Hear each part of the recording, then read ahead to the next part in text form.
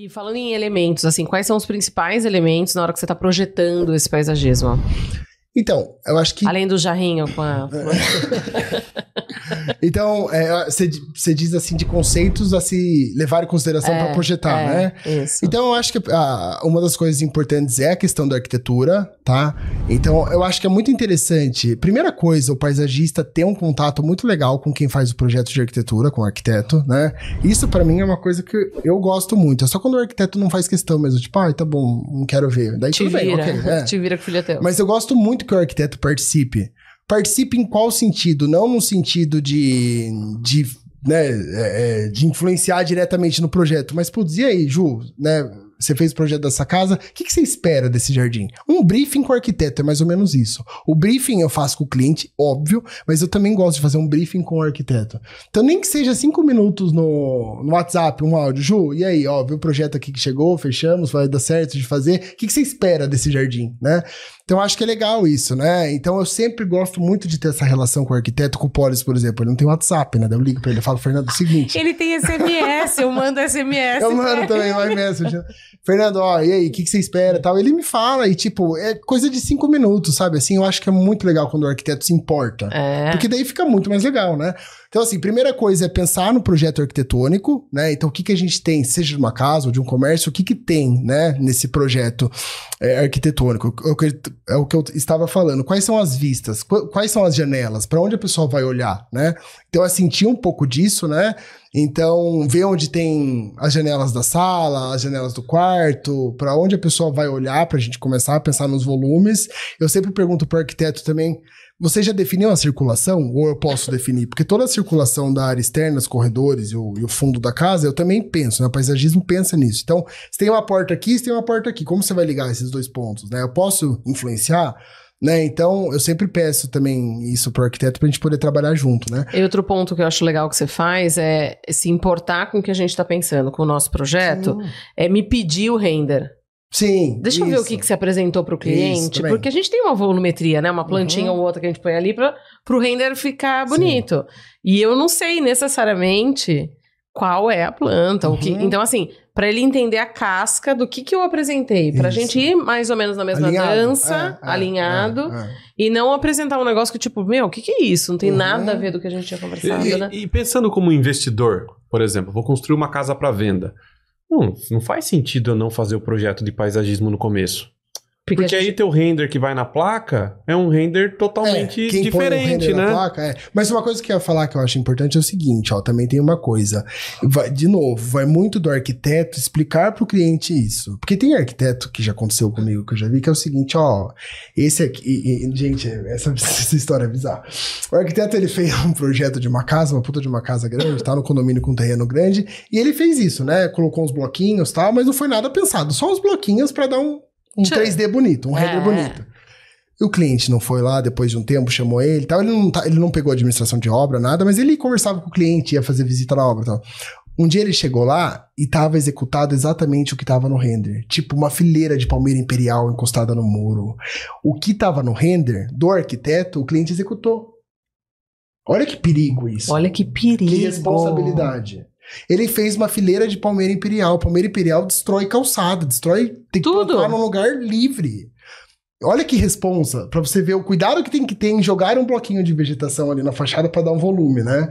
Então isso tem que tomar muito... Então, explicar. Imagem meramente ilustrativa. Isso, exatamente, aquele asterisco que fica ali embaixo, Porque é isso, Ju. Então, assim, vai muito do arquiteto, de novo, explicar pro cliente.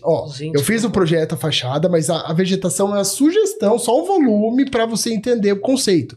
Mas é importante que se procure um profissional habilitado para especificar a vegetação, né? Então, isso é muito importante. Tira a palmeira imperial? Então, nem sei o que eles resolveram. É facinho, né? Tirar. Então, e outra tem custo envolvido, tudo isso, né? Bom, mas então a gente pensa... Resumindo, então, tira os blocos, só deixa a grama. Não, também, né? Não, mas tem que tomar cuidado no sol para não deixar o estagiário pegar qualquer planta. A palmeira imperial. Isso. Ou explicar isso pro cliente, né? Isso, a gente vai contratar um paisagista, isso daqui não é pra você seguir. Isso, Porque o cliente me perguntou uma vez, e o projeto de paisagismo você entrega? Eu falei, não. Eu não tenho a menor noção do que vai sobreviver no sol e do que não. Quando eu me formei, eu comprei um livro super legal, enorme, assim. Ele é lindo, tá lá, super decorativo.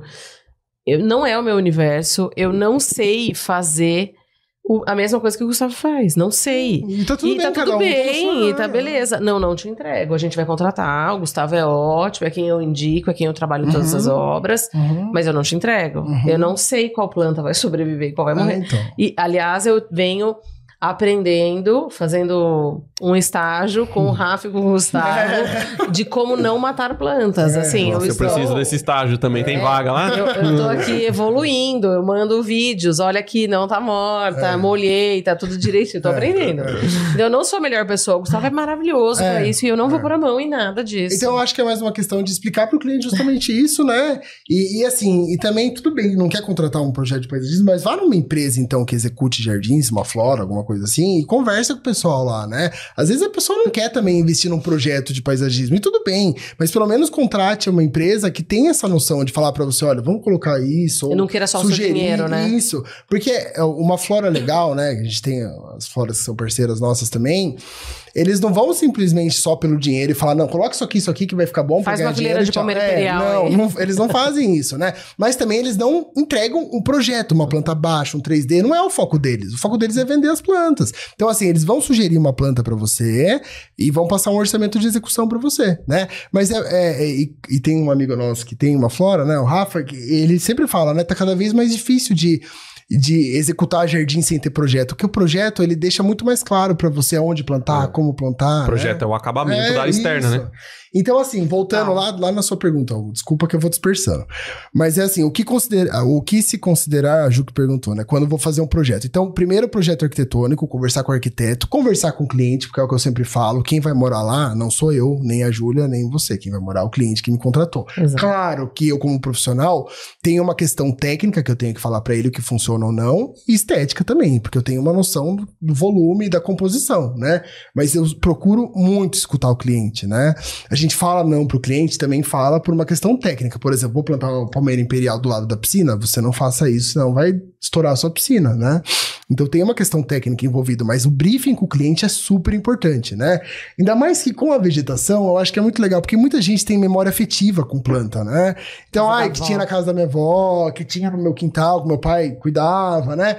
Então as pessoas ligam muito o jardim com essas memórias afetivas. Então eu sempre pergunto o que você gosta, você quer um pomar? Horta e pomar tá em alta, todo mundo quer uma horta e um pomar, só que tem gente que esquece que o trabalho que dá, né? Cara, mas eu acho legal um pomar e a horta, quem ama, né? Assim, se você não ama, não dá pra ter, porque tá na moda, porque é legal e tudo mais. Porque ele dá no trabalho e manutenção. Dá trabalho. E assim, e tem uma casa que eu fiz, um puta de um condomínio lá na Fazenda da Grama também, um condomínio que tem terrenos enormes e tal, aquele que tem a praia artificial lá. E um projeto arquitetônico super legal, arquiteta amiga minha, gente boa também, e ela me indicou. E assim, eu fiz umas 3 ou 4 revisões do projeto, e não tem problema, a gente faz revisão do projeto, tá tudo em contrato, ok? A gente revisa o projeto, mas ela só quis colocar frutífera no jardim. Então eu falei pra ela, pessoa X, e manga e abacate. Tipo, não é frutífero um limãozinho, uma mexerica, era tipo manga e abacate, que viram árvores gigantes. E a hora que começa a cair manga, então, você não dá conta de pegar tanta manga. Começa a ficar cheio de mosquito, fica cheirando forte, isso, né? Todo mundo já passou do lado de uma mangueira que cai um monte de manga no chão. E quis colocar. Então, assim, a minha parte técnica eu fiz, eu avisei, expliquei, mas depois da 4ª revisão já não tinha mais muito como resolver. Então, assim, o briefing com o cliente, conversar com o arquiteto e daí pensar nas questões técnicas mesmo, né? Então, assim, eu sempre começo pela questão técnica, né? Então, tem piscina, né? Então, vamos pensar o que vai do lado de uma piscina. Vai uma palmeira ou uma árvore, né? Então, tem a raiz agressiva. Por isso que é importante o estudo da agronomia, que a arquitetura não tem, né? Mas, ao mesmo tempo, o que eu faço na Fazenda é tentar explicar para os alunos da arquitetura essa parte de botânica, né? Então, como que é o formato da raiz? É uma raiz que cresce pro lado ou uma raiz que cresce para baixo, né? É uma raiz agressiva ou não? Já viram aquelas árvores plantadas na Avenida São Paulo, aqui em Sorocaba, que destroem todo o canteiro, né? Aquilo são ficos, tem uma raiz super agressiva, né? Então, pensar na morfologia da raiz, pensar nas folhas, igual eu falei, folha grande ou folha pequenininha? Vai entupir o filtro da piscina, né? É uma planta que perde as folhas no inverno ou não, né? Tem planta também que no inverno fica só o caule dela ali, né? Então, toda essa parte técnica a gente pensa para poder, por último, escolher as plantas. Então, dentro de tudo isso, briefing com o cliente, briefing com o arquiteto, pensar nas questões de raiz, de caule, de flor. Agora tá, o que a gente vai escolher? Daí a gente começa a definir a vegetação, né? Pensa na questão também de sol e sombra, que é o que a gente tava falando, né? Então, onde pega mais sol, onde pega mais sombra, né? Então, tem gente, o que acontece também, os arquitetos, com essa história das pessoas procurarem, não vou falar de arquiteto, amo todos, tá? Mas, assim, as pessoas, elas estão procurando muito esse paisagismo, integração. Então, o pessoal da arquitetura começou a encher de jardim interno as casas, assim. Então, você entra, tem um jardim que passa por baixo da escada, que vira, que passa pela área gourmet e vai lá pro fundo. Lindo, eu adoro também. Mas tem que tomar muito cuidado o que a gente vai colocar nesse jardim. Porque a planta no ambiente interno, ela vai, mas tem que escolher muito bem, tem que ter uma manutenção muito bem feita para manter ela legal. Então eu acho que o cliente tem que estar muito bem ciente disso, assim, tipo, ó, você vai ter que colocar essa planta, você vai ter que ter um jardineiro que vai entrar na sua casa para fazer manutenção, para cuidar das suas plantas. Então tem que estar tudo muito bem alinhado, entendeu? Tem bichinho. E outro problema... E ele falando do lado de uma planta que não tá muito legal, né? Não tá muito legal. Que tá amarelada, no caso. E outro problema que a gente tava... Não é culpa dele, tá, gente?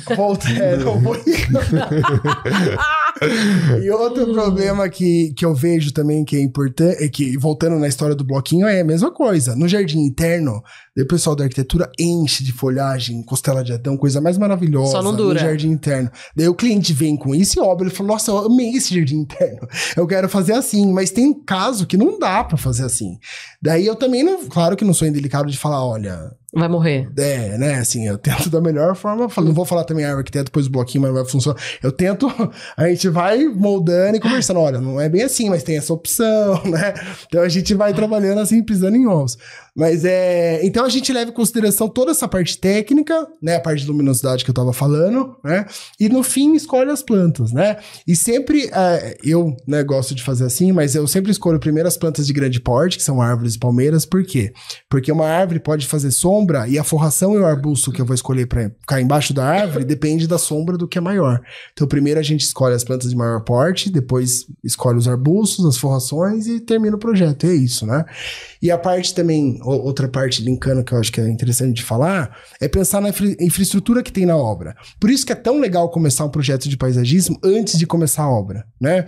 Eu acho que do cliente do São Patrick nem tinha tapume, né? Quando a gente fez. Não, acho que não tinha nem nada. Tapume, né? E mesmo do Guilherme, né? Também nem não tem tinha ainda, nada. né? E assim é muito legal, porque daí a gente consegue falar exatamente aonde tem que ter um ponto de água para fazer irrigação, como que tem que ser a elétrica para puxar a fiação, né? Para fazer a iluminação do jardim. Então, assim, quando a gente consegue fazer o paisagismo antes de tudo, a gente consegue alinhar tudo isso. Daí, quando começa a pôr tapume e fazer a terraplanagem para começar a obra, já tá tudo definido, né? Planejado. Isso. Eu tive E previsão de custo também, né? Total. O cliente quer saber. E gera compacto, né? Você não vai passar um tubo hidráulico de esgoto debaixo de uma árvore, né? Isso. Então, mas daí, aí que tá a importância do engenheiro, agora falando do engenheiro, falando de todo mundo hoje. Tô falando também. Todo mundo tá Aí, tendo... Eu vou odiar ele saindo daqui. Mas ninguém vai se indicar pra nada. Acabou. Mas a importância do engenheiro que acompanha, que toca a obra, ler o projeto. Sim. Isso. Porque geralmente o engenheiro fica focado no projeto arquitetônico. Mas, gente, se tem um projeto de paisagismo que foi feito antes da obra, é pra ele olhar, pra saber as coisas, né? Como devem ser. Então, é por isso que eu tô falando pra vocês assim, faz o projeto lindo antes da obra, ok, mas quem vai tocar a obra tem que estar com o projeto arquitetônico e tem que estar com o projeto de paisagismo. É estrutural, hidráulico, elétrico, arquitetônico, isso, todos, cola todos lá no tapume e vambora. Se você gostou desse corte do podcast e quer continuar nos incentivando a trazer episódios novos por aqui, curta e se inscreva no canal. Isso é muito importante para nós. E se você quiser comentar a respeito desse tema, desse vídeo, ou até sugerir temas novos, convidados novos para a gente trazer aqui, coloque nos comentários. Eu mesmo vou te responder. Um grande abraço. Tchau.